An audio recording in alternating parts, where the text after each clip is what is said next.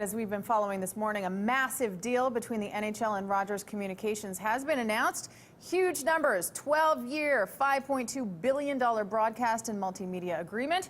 Joining us on the phone from Toronto to shed some more light on what this means for the sport and for fans, we have John Shannon, Hockey Central analyst on Sportsnet. Good morning, John. Thanks for joining us. Hey, Tara. Let me just start by saying, wow. This has sort of floored everybody. This is absolutely gargantuan, and what it means for hockey fans and particularly hockey fans in southern Alberta, it means there'll be hockey on City. It means there'll be more hockey available on different channels throughout the hockey year. This is a win-win, and particularly important to a guy like me was that it means that Hockey Night in Canada lives to fight another day on the CBC. Right, and we will definitely get to that because there are some broadcast partners here. When does this deal kick in?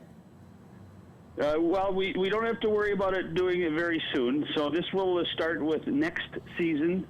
So the first feel we'll get for it is probably sometime mid-September of 2014. But then it goes for the next 12 years after that. Which is a very long time. This is an unprecedented deal for any major sports league. Why do you think the NHL wanted to make a deal like this with one communications company?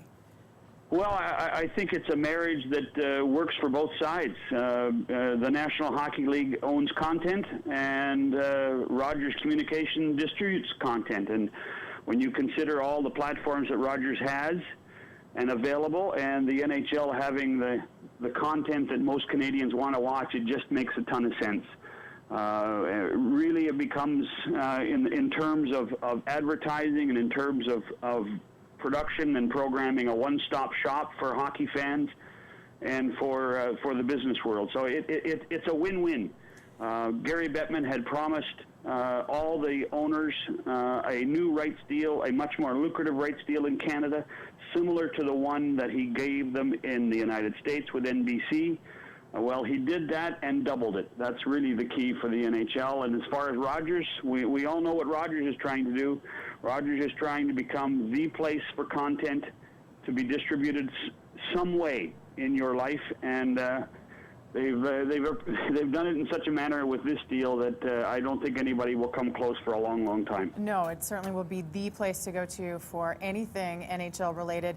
Now, if you could speak to the broadcast partners, CBC and TVA, what will they be carrying? Well, the CBC, you know, as far as a consumer, you won't see really much different. You're going to see Hockey Night in Canada on Saturdays. You're going to see Hockey Night in Canada in the playoffs, and you're going to see the Stanley Cup Final on Hockey Night in Canada, which I think is an important thing for many years to come. Mm-hmm. As far as TVA, they basically replace RDS, which was the French version of TSN, as the national rights holder, and it becomes an opportunity for a company that's partly owned by Rogers to again get a footprint in the province of Quebec.